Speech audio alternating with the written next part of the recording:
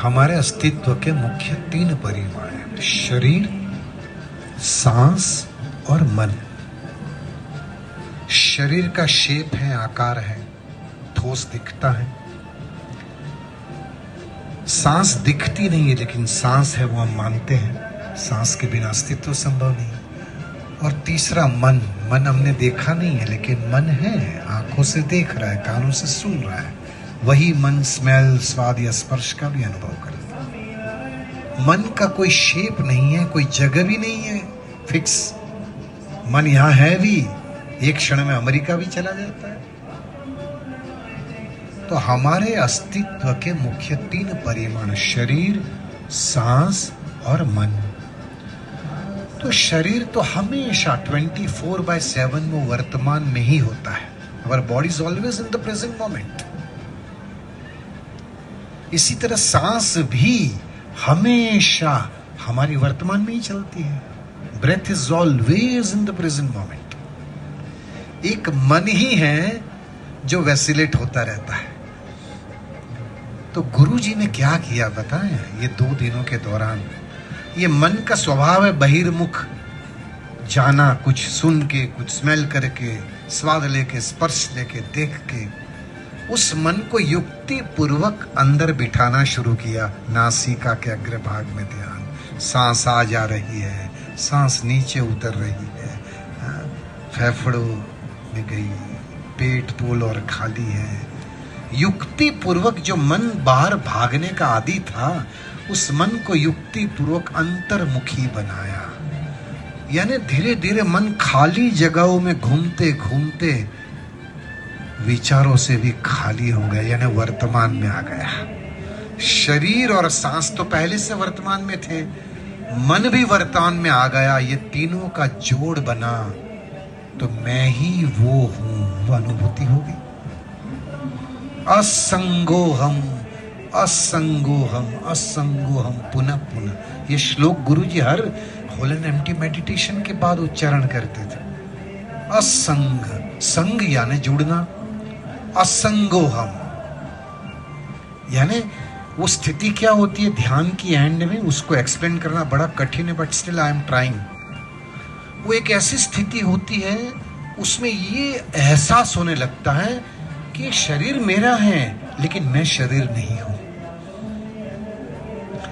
सांस मेरे भीतर चल रही, मेरी अपनी सांस है, लेकिन मैं सांस भी नहीं हूं। विचार मेरे भीतर हैं, इमोशंस या फीलिंग्स मेरे भीतर हैं, संवेदनाएं भी मेरे अंदर ही हो रही है, लेकिन मैं ये सब नहीं हूं। तो मैं कौन हूं? भूमानंदो हम, चिदानंदो हम, शिवो हम, शिवो हम।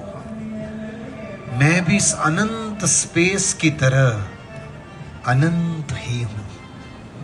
देखो सब कुछ स्पेस के अंदर है। 5 तत्व में से आकाश तत्व में ही सारे तत्व हैं। समझ रहे हो ना? जैसे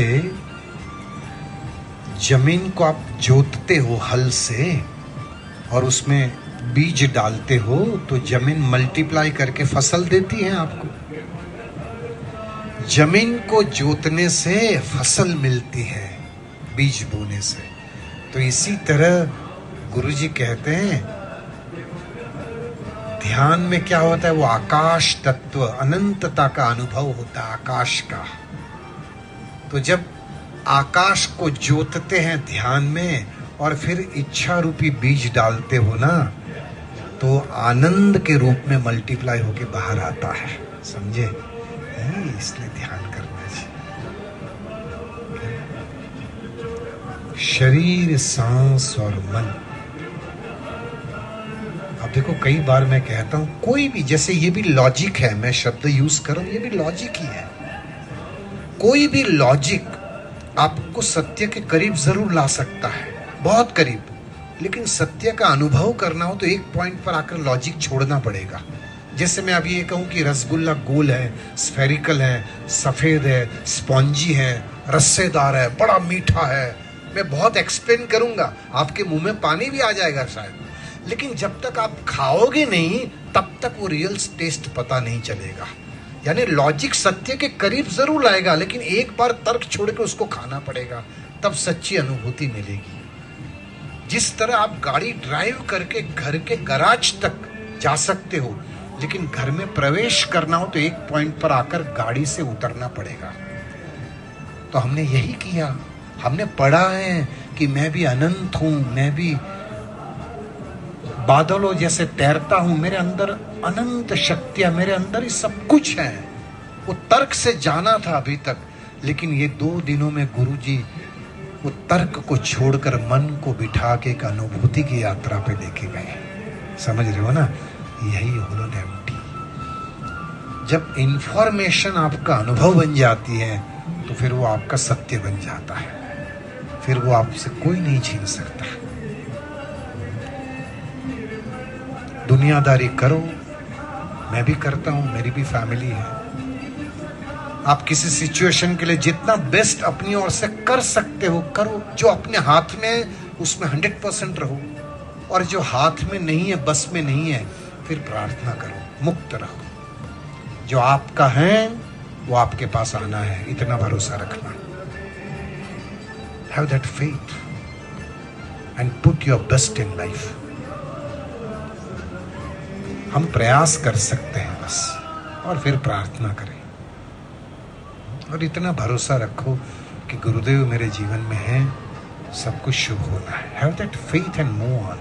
कई बार फेजेस आते हैं, वो बादल है, बस इतना मानना। वो सूरज ढक जाता है थोड़ी देर, छटते ही वापस प्रकाश का